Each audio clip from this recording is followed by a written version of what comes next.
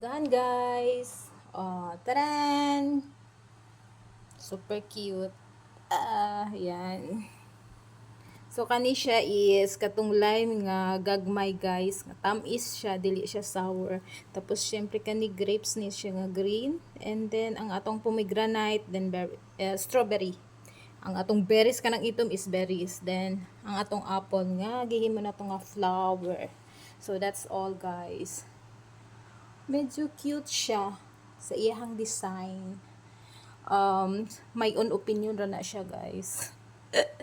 So that's it guys for today breakfast ni Surang. So kung ano na to, kay ganahan pa ta mag design so kay daghan man siya prutas, pero dili nga na nakadaghan kay syempre ang iyang passion fruit daghan pa. So that's all guys, have a blessed day and uni